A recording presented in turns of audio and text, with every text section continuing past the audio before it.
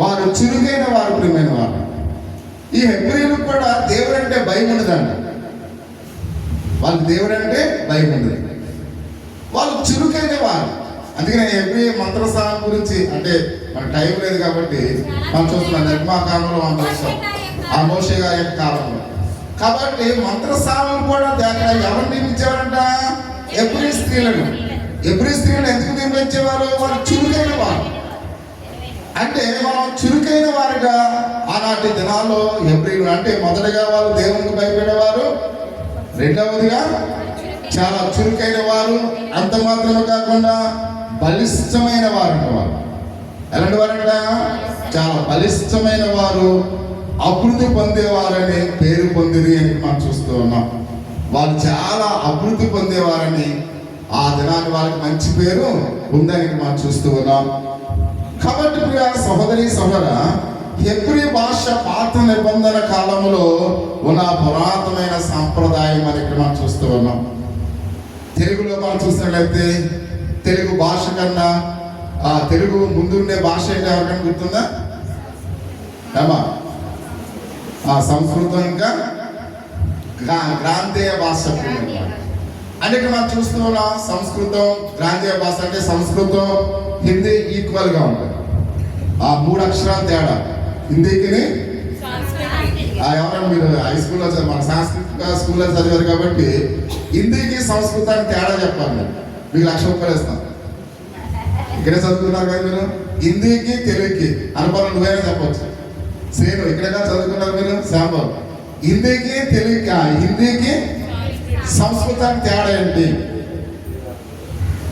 హిందీలో రామ అన్నాం అనుకోండి, సంస్కృతంలో రామహ అన్నారు. అంటే హ అనే పదాన్ని వాడుతున్నప్పుడు రామ రామహ అంటే ఆ అహ అనే పదము 0 అనమాట.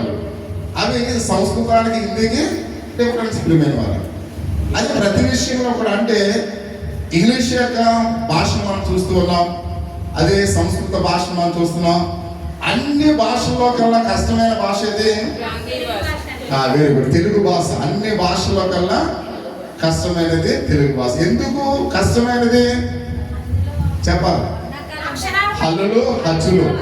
కాబట్టి అందుకనే మనం చూస్తూ ఉన్నాం. అంటే అన్ని భాషల కన్నా ఎక్కువ పదాలు ఉండేది, అక్షరాలు ఉండేది తెలుగు భాష. ఇంగ్లీష్ ఎన్ని? 26. గ్రీక్ ఎన్ని? 14. అంటే మనకు ఆ యొక్క ఎప్పుడైతే తగ్గుతూ ఉంటాయో భాష కూడా ఈజీ అవుతుంది అన్నమాట. అందుకనే ఇంగ్లీష్ చాలా ఈజీ. ఇంగ్లీష్ మాట్లాడటం చాలా ఈజీ. ప్రపంచంలో ఎక్కువ మంది మాట్లాడే భాష ఏది? ప్రపంచంలో ఇంగ్లీష్ మాట్లాడే భాష ఏ దేశంలో ఎక్కువ మంది మాట్లాడతారట? చెప్పాలి. USA. ఇంకా మన దేశంలోనే మాట్లాడతారు. మన దేశంలో ఎందుకు మాట్లాడతారు? మీరు కాదండి తెలుసుకోవాలి. ఎందుకు మన దేశంలోనే మాట్లాడతారు చెప్పాలి. మగవాళ్ళు మీ సమాధానం చెప్పరా మీరు? ఎందుకు మాట్లాడతారు? ఇంగ్లీష్ ఎందుకు మాట్లాడుతున్నారు భారతదేశంలో ఎక్కువ పర్సెంట్?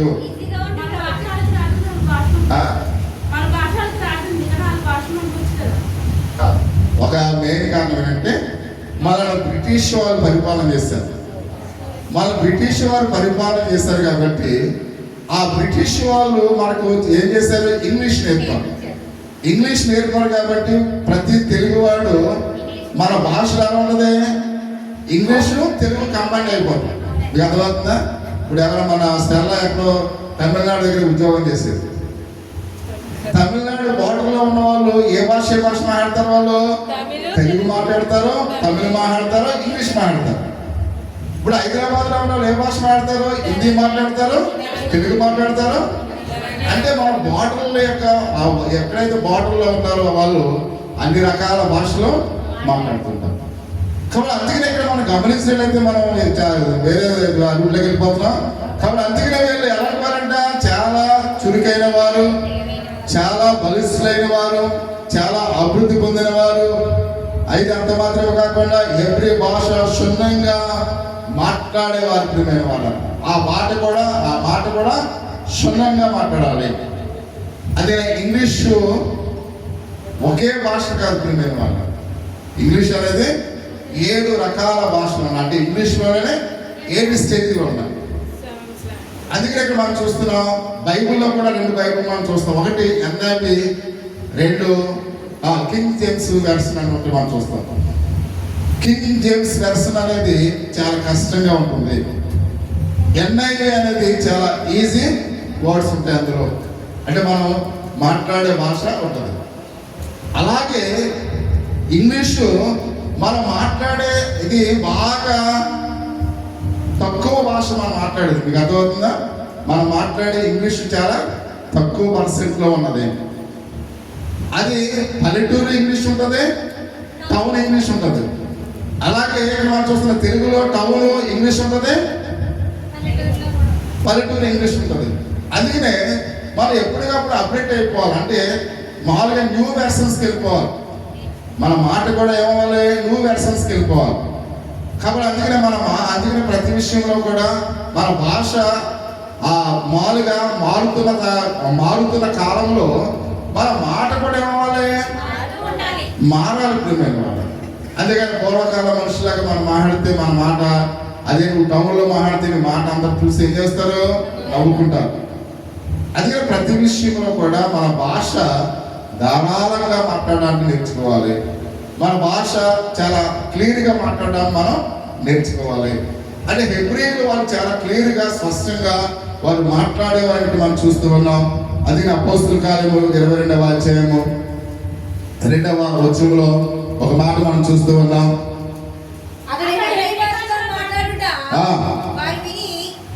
ఇంకా ఒకసారి అతడు హెబ్రీ భాషలో మాట్లాడుట వారు విని ఎక్కువ నిశ్శబ్దముగా ఉండిరి. అప్పుడు అతడు ఎలాగూ చెప్పసాగాడు. ఇక్కడ మనం చూస్తున్నాం, అంటే ఎప్పుడైతే ప్రాముఖ్యమైన భాష మాట్లాడుతూ ఉంటారో దాన్ని వినడానికి ఎక్కువ ఆసక్తిని చూపిస్తూ ఉంటారు. మనం తెలుగు మాట్లాడుతున్నాం అనుకోండి, అందరూ గలిబిలిగా మాట్లాడుతుంటారు. అదే ఇంగ్లీష్ మాట్లాడేవారు మన మధ్యలో ఉన్నారనుకోండి, అందరూ ఎలా ఉంటారు, నిశ్శబ్దమై ఆ మాట వినడానికి ఇష్టపడతారు. అది హెబ్రీ భాష అంత విలువైనది. పౌలు నమస్కారం రోడ్డు మీద హెబ్రీ భాష ప్రభు తనతో మాట్లాడటం విన్నట్లుగా మనం చూస్తూ ఉన్నాం. అంటే హెబ్రీ భాష ప్రభు అయిన దేవుడు ఎవరితో మాట్లాడుతున్నాడ, సౌలుతో మాట్లాడుతూ ఉన్నాడు. అంటే చూడండి, దేవుడు ఎంత జ్ఞానం ఒకసారి గమనించండి. హెబ్రీ భాషలో ప్రావీణ్యతం కలిగిన సౌలుతో ప్రభువు కూడా ఏం మాట్లాడుతున్నాడు, హెబ్రీ భాష మాట్లాడుతూ ఉన్నాడు. ఇక్కడ మనం చూడండి ఒకసారి అపోస్తుల కార్యములు 26వ అధ్యాయము 14వ వచనంలో ఒక మాట మనం చూస్తూ ఉన్నాం.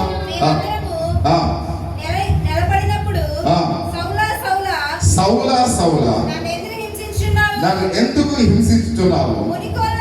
ఇక్కడ మనం చూస్తున్నా, ఈ సౌలా సౌలా నన్ను ఎందుకు హింసిస్తున్నావనే యొక్క మాట ప్రభు ఏ భాషలో మాట్లాడుతున్నాడంట, హెబ్రీ భాషలో మాట్లాడుతూ ఉన్నాడు.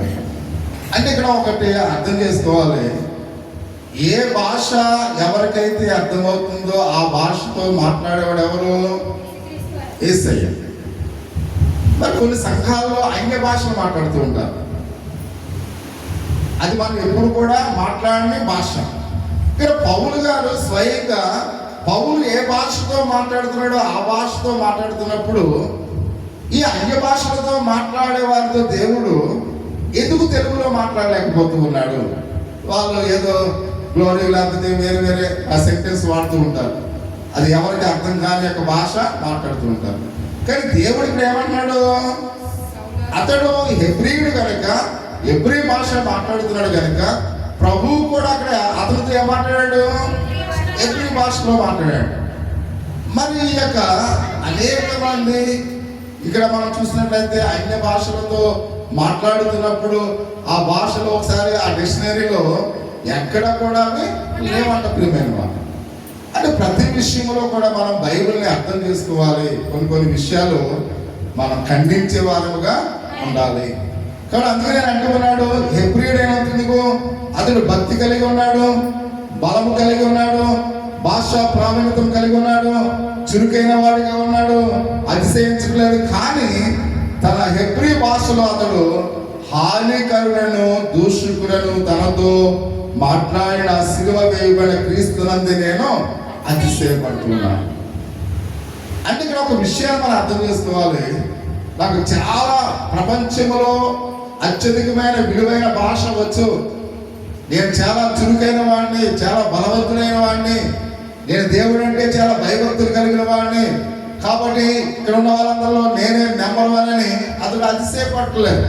మీకు అర్థమవుతుందా? పౌలు దాన్ని బట్టి అతిశయపడతాను. ఒక హెబ్రీయుడిగా నేను ఉన్నందుకు నేను అతిశయపడలేదు అంటున్నాడు.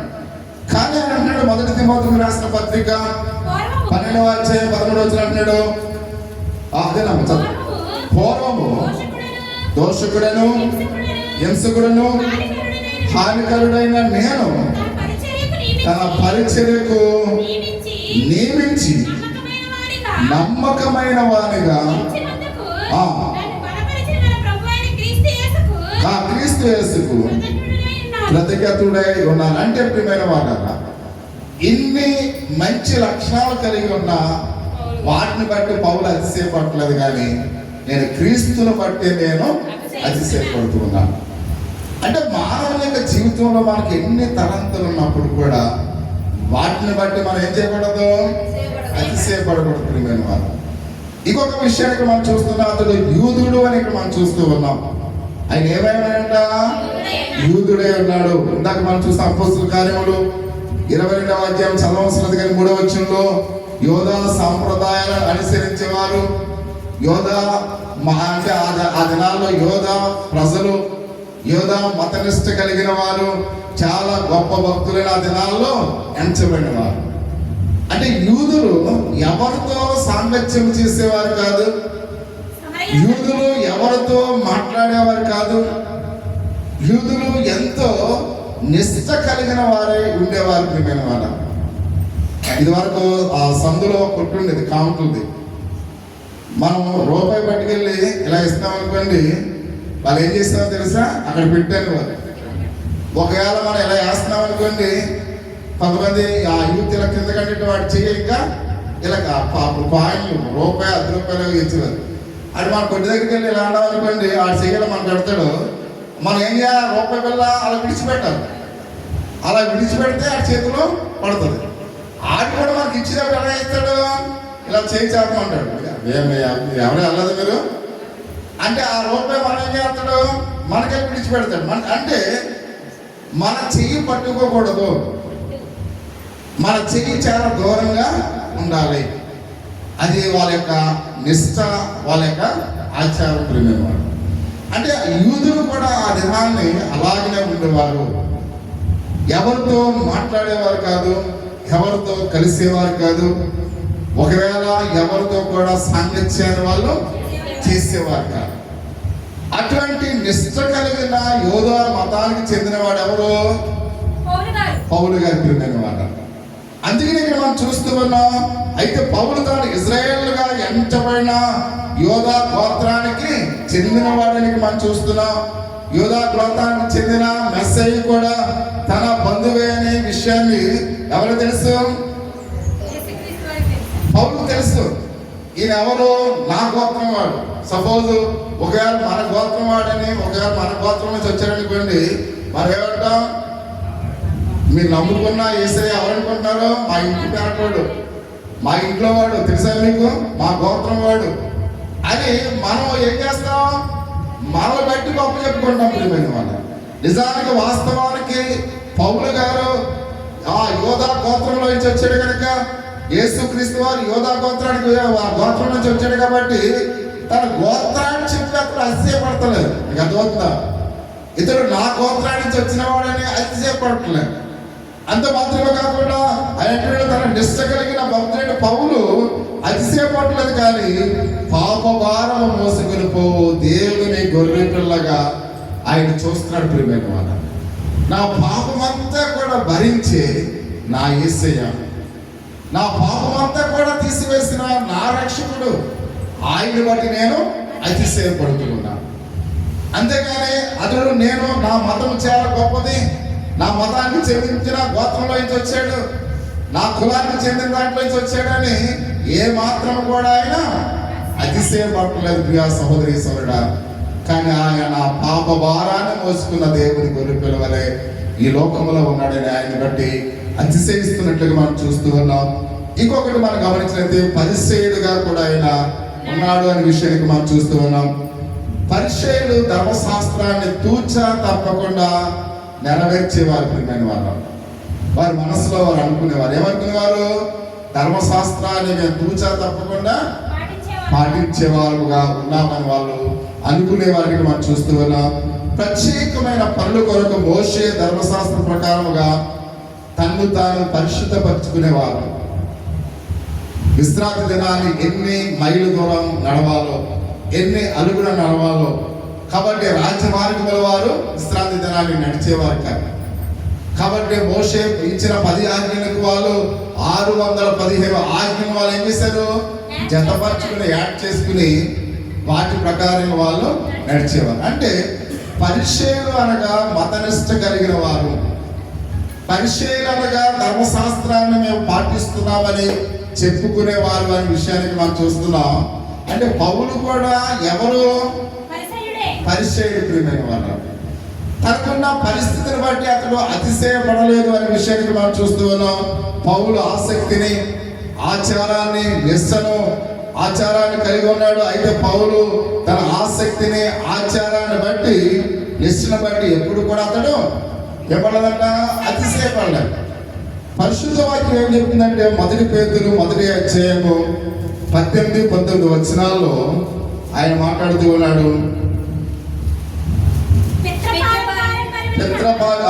పరమైన వ్యర్థ ప్రవర్తన విడిచిపెట్టినట్లుగా వెండి బంగారం వంటి క్షయ వస్తువుల చేత విమోచింపబడలేదు.